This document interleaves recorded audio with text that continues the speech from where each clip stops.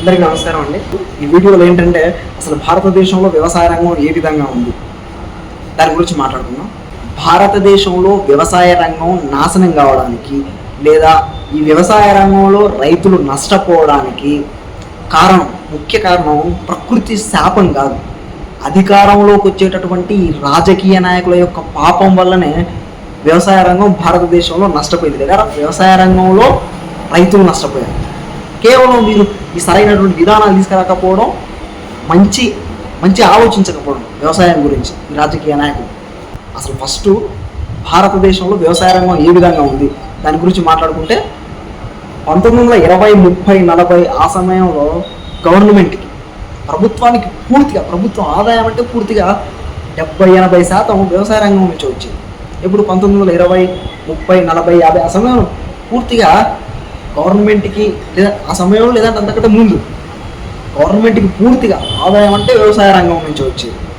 కానీ రాను ఏమైంది, వ్యవసాయ రంగం వాటా తగ్గుతూ వచ్చింది. కారణం ఏంటంటే మిగతా రంగాలు అభివృద్ధి చెందడం వల్ల పారిశ్రామిక రంగం, సేవల రంగం, ఫ్యాక్టరీ సెక్టార్, సర్వీస్ సెక్టార్ ఇవి అభివృద్ధి చెందడం వల్ల దాని వాటా అనేది తగ్గిపోయింది. రాను పారిశ్రామిక రంగం అభివృద్ధి చెందడం వల్ల ఈ సర్వీస్ సెక్టార్ అభివృద్ధి చెందడం వల్ల వ్యవసాయ రంగం వాటా అనేది తగ్గుతూ వచ్చింది.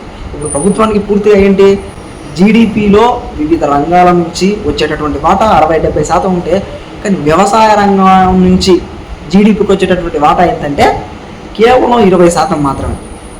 వ్యవసాయ రంగం వాటా అనేది అది తగ్గుకుంటూ వచ్చింది. కానీ వ్యవసాయంలో పనిచేసే వ్యక్తులు మాత్రం తగ్గలేదు, అప్పటి నుంచి అలాగే ఉన్నారు. వ్యవసాయ రంగం వాటా తగ్గిన వ్యవసాయ రంగంలో పనిచేసే వాళ్ళ సంఖ్య మాత్రం ఏం తగ్గలేదు, అలాగే ఉంది. కానీ కాస్త పెరగచ్చు చెప్పలేం. గ్రామీణ ప్రాంతాల్లో పూర్తిగా వ్యవసాయ రంగం పైన కదా ఆధారపడి బ్రతికేది. ఇందాకన్నట్టు వ్యవసాయ రంగం భారతదేశంలో నాశనం కావడానికి అధికారంలోకి వచ్చే రాజకీయ నాయకులు చేసే విధానాలు సరైనటువంటి కావు. మరి మంచి విధానాలు ప్రభుత్వాలు ఏం చేయాలి, ప్రజలకి ఏం చేయాలి ప్రభుత్వాలు చేసేవన్నీ తప్పుడు. ఇప్పటి వరకు అయితే వ్యవసాయ రంగంలో మంచి నిర్ణయాలు ఏం తీసుకురాలా. పూర్తిగా ఈ రుణమాఫీలు వీటి వల్ల వ్యవసాయ రంగంలో ఏం మార్పు రాదు, ఇది తాత్కాలికమైనటువంటివి. మరి ఏం చేయాలి ప్రభుత్వాలు? 2 రకాలైనటువంటి విధానాలను ప్రజలకు చెప్పాలి, లేదంటే ప్రజలకు చేసి చూపించాలి. ఒకటి ఏంటంటే ఎట్లాంటి పంటలను ఉత్పత్తి చేయాలి, ఉత్పత్తి చేసినటువంటి పంటలకు మంచి మద్దతు ధరలు ఏ విధంగా రావాలి. ఈ రెండు ప్రభుత్వాలు చేయాల్సినటువంటి పనులు. ఏ కాలంలో ఎట్లాంటి పంటలను పండించాలి, ఎట్లాంటి పంటలను ఉత్పత్తి చేయాలి.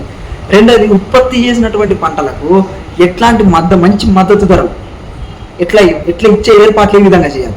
ఈ 2 రకాల విధానాలు తీసుకురాకుండా ఈ 2 రకాల విధానాలు చేయండి మీరు. ఫస్ట్ ఇది చేయకుండా రుణమాఫీలు ఇవన్నీ తాత్కాలికమైనటువంటివి, వ్యవసాయ రంగంలో ఏ మార్పులు తీసుకురావు.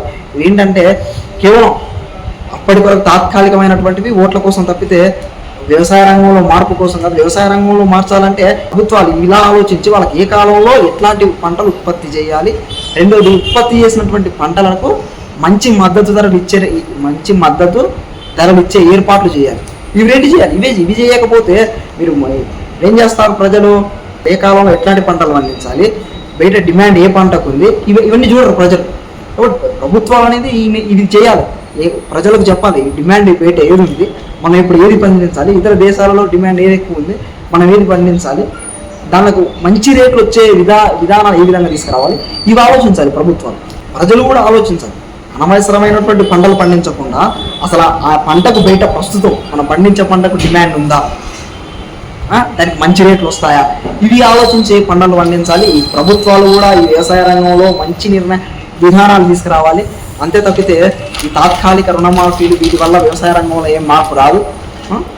కాబట్టి వాళ్ళ పంటలకు మంచి మద్దతు ధరలు ఏ విధంగా ఇవ్వాలి, అట్లాంటి ఏర్పాట్లు తీసుకురండి. సమాజంలో మంచి పంటలను ఎట్లా ఉత్పత్తి చేయాలి, ఇట్లాంటివి మంచి రేట్లు ఎలా ఇవ్వాలి, ఇలాంటివి చేసే ప్రయత్నం ప్రభుత్వాలు చేయాలి, చేస్తారని కోరుకుంటూ ముగిస్తాను. నమస్కారం.